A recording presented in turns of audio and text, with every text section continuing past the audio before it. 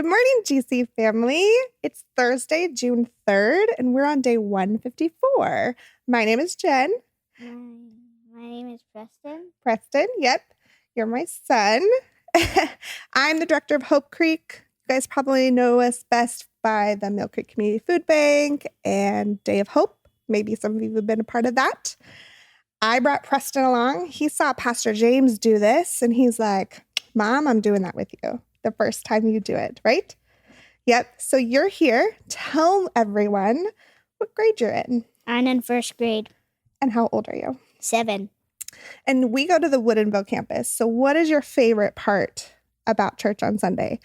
Is it the worship? Is it the bounce house? What is it? The worship and the bounce house. Yeah, the bounce house is pretty fun. It really is. So you created a scene for us, which is really exciting. We got some really cool verses to go over. There's like a fight scene, right? So this is you, official boy mom. This is all over our house. So tell me, what did you build here? David's mighty men, the wise lady, the 12 disciples. Yep.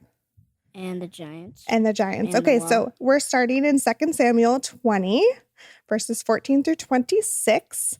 We're coming off of yesterday. Sheba's the troublemaker. Joab's trying to track him down. Which one of these guys is Joab and which one's Sheba? Is Joab the one that hits that guy? No, Joab's the one that loses his head. I mean, no, Sheba's the one that loses his head. Sheba, okay, This is Sheba, okay. And then that's Joab. And what is Joab trying to do right now? He's trying to kill the wall. He's trying to destroy it. Yes. Yeah, because why? Because he wants Sheba's head. He wants Sheba, and he has to gather him from this town that he's hiding out in. So what happens? We have this. Where's the old wise lady? There she is. What does she do? Let me put this straight. Oops. Oh. Yep. So the wise lady goes up on the tower and says, Joab, why are you trying to destroy the town of Abel? And what does Joab say? He says, because I want Sheba's head. Yep. And then what does the wise woman do? He cuts off the head and throws it over the wall. Yeah. Show us how that's done. And super morbid. We got really fun, bloody verses. So that's fun for a 7-year-old. Throw it over the wall. There we go. Throws it over the wall. And that's the end of Sheba. Sheba's over, right? That was it. And then we move into 2 Samuel 21. It's another short story, but now we have King David. Who's King David? This guy. That's right. He's got a really cool helmet and a staff and everything like that. And one arm. And one arm. David has one arm. And so King David they're in this 3 years of famine. What is famine? What does that mean? That means hunger. That's right. There's no food in the land. My big question in this is, why did he wait 3 years to ask God of how to fix the famine? Like, why wouldn't he have asked him right away? Do you think that he did ask God and God was like, I'm not going to answer this yet. You just need to be patient. You need to grow your faith, things like that. What do you think? Do you think he asked him right away and he just kept saying no? Or do you think he tried to do things on his own? He tried to do things on his own. Probably. Does that happen to you? Do you try and do things on your own and then realize you need mommy and daddy's help? Sometimes, yeah. So then what did God say King David had to do to end the famine?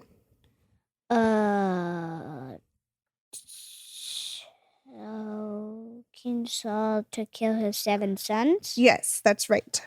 King David had to kill Saul's 7 sons. Do we have his 7 sons on here? 7. Yep, there's 7. Good job. And this was because, what did Saul do? Saul killed the Gibeonites. That's right. He did. Good job.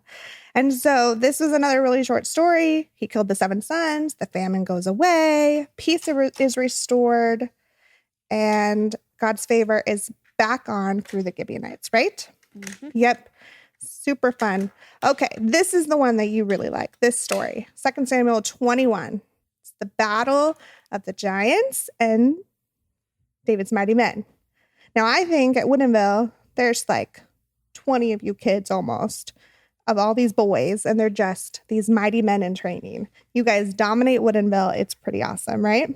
You just run all over. So the first giant is Zerg. This is it. And he's headed up against David, right? And what happens? David almost dies. Because why?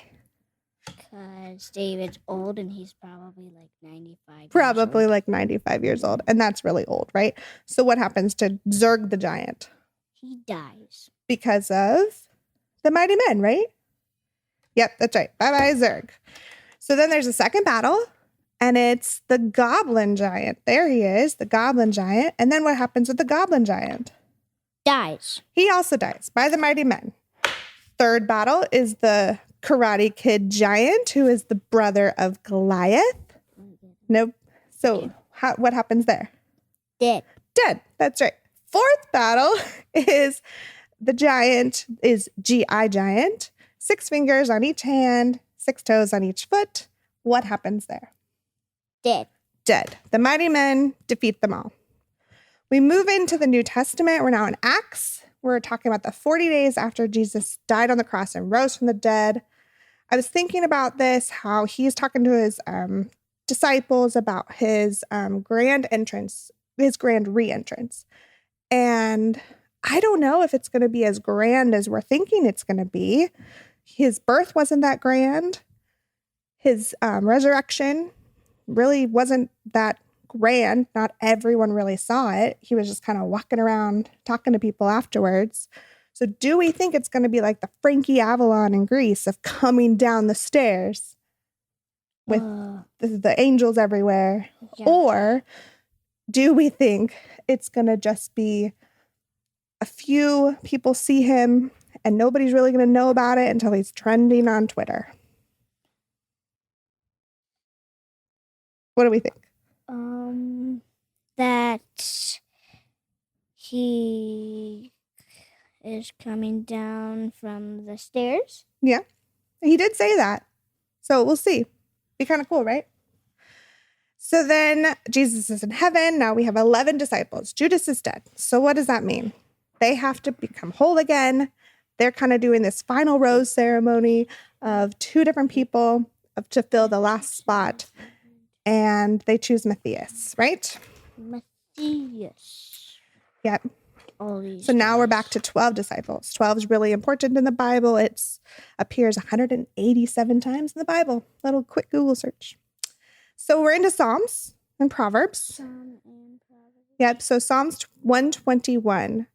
For me, I have pretty high anxiety. I'm an Enneagram 6. That's a big deal. And so I'm always like worst case scenario, like I don't have just a plan B. I have a plan B, C, D, E, F, right? That's how I am. So these Psalms are really, really important for me.